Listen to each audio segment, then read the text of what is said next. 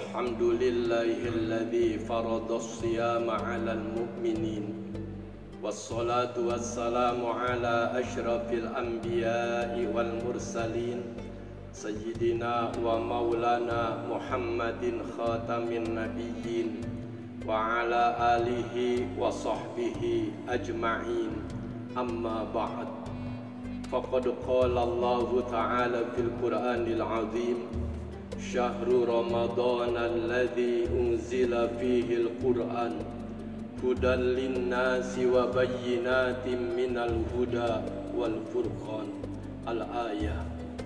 Tuan Imam yang kita muliakan, hadirin wal hadirat, as-saimin was-saimat rahimakumullah.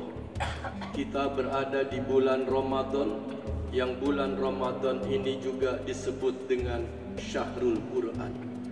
Kenapa bulan Ramadan disebut Syahrul Quran? Karena di bulan Ramadan inilah diturunkannya Al-Quran. Baik Al-Quran diturunkan dari Lauhul Mahfuz ke langit dunia secara utuh, dari surat Al-Fatihah sampai surat An-Nas. Wa unzilal Qur'anu mujmalan, diturunkan Al-Quran secara utuh dari Lauhul Mahfuz ke langit dunia, yaitu yang Allah firmankan inna anzalnahu fi lailatul qadr, yang diturunkan pada malam yang disebut Lailatul Qadar. Ataupun Al-Quran diturunkan secara munajjaman, berangsur-angsur sesuai dengan kebutuhan dan keadaan, yang dimulai pada tanggal 17 Ramadan, yang ayat pertamanya adalah Iqra bismi rabbikal ladzi khalaq, terus sampai 5 ayat dari surat Al-Alaq.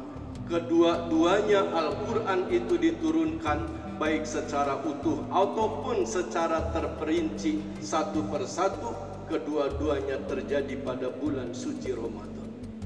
Maka adalah salah satu kewajiban kita sebagai umat, salah satu kewajiban kita sebagai umat Al-Quran, sebagai umat Nabi Muhammad sallallahu alaihi wasallam adalah membacanya. Dalam diri kita harus ada Al-Quran. Dalam hati kita harus tersimpan Al-Quran. Dalam akal pikiran kita harus tersimpan Al-Quran. Dalam lisan dan bibir kita harus tersimpan Al-Quran. Oleh karena itu, begitu harusnya diri kita diisi dengan Al-Quran, sampai Al-Quran dimasukkan sebagai salah satu rukun amalan wajib dan fardu dalam ibadah sholat. Minimal membaca surat Al-Fatihah. Kenapa demikian? Ini ada satu kekhawatiran, khawatir manusia, orang-orang beriman tidak pernah membaca Al-Quran. Kalau yang bersangkutan masih suka menunaikan ibadah sholat, maka insya Allah di hatinya, di pikirannya, di lisannya, di bibirnya ada Al-Quran. Minimal paling sedikitnya surat Al-Fatihah yang dibaca di waktu sholat. Yang paling repot adalah apabila kita di luar sholat kagak pernah membaca Quran, kemudian sholat juga kagak pernah dikerjakan. Hitam diri kita di akhirat nanti, gelap kehidupan kita di akhirat nanti. Kenapa demikian? Karena Al-Quran adalah nur, adalah cahaya. Diriwayatkan ketika malaikat diperintahkan oleh Allah mengangkat umat Nabi Muhammad sallallahu alaihi wasallam yang jatuh ke dalam neraka, maka malaikat melihat sinyal-sinyal yang menyala pada diri umat Nabi Muhammad yang ada di neraka. Sinyal itulah Al-Quran. Maka malaikat mengambil orang-orang yang ada di dalam Al-Quran yang ada menyala sinyalnya. Subhanallah. Oleh karena itu, bapak-bapak, ibu-ibu yang dimuliakan Allah Subhanahu wa ta'ala, terangkan sinar Al-Quran dalam diri kita. Maka bacalah Al-Quran, jangan hanya di waktu melaksanakan ibadah sholat. Di luar sholat kita baca Al-Quran. Begitu pentingnya dan begitu berharganya orang yang membaca Al-Quran di sisi Allah Subhanahu wa ta'ala, sampai Allah memberikan anugerah ketika bapak dan ibu membaca Al-Quran, Allah sebarkan pahalanya kepada 5 macam orang. Subhanallah. Orang yang membaca Al-Quran adalah orang yang dermawan dengan pahalanya, bukan membagikan uang, bukan membagikan makanan, tapi membagikan pahala. Subhanallah. Bahwa pahala membaca Quran disebarkan, dikirimkan kepada 5 macam orang. Yang pertama, Allah anugerahkan pahala membaca Al-Quran liqari'ihi, bagi orang yang membaca.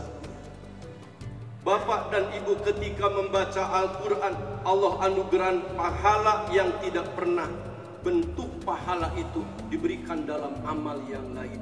Kenapa demikian?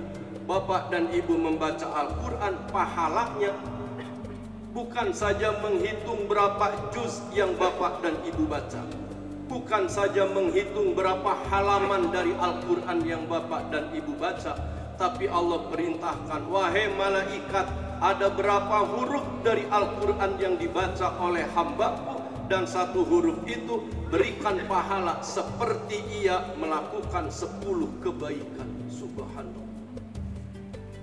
Kalau membaca qul huwallahu ahad saja berapa huruf kali 10 kebaikan. Tidak mudah bapak dan ibu mengerjakan 10 kebaikan itu. Tapi dengan membaca Al-Quran, 1 huruf dari Al-Quran yang kita baca, Allah anugerahkan pahala bagi yang membacanya 10 kebaikan. Maka oleh karena itu, membaca Al-Quran harfan biharfin, huruf demi huruf harus benar diucapkannya. Huruf demi huruf harus benar lafadznya.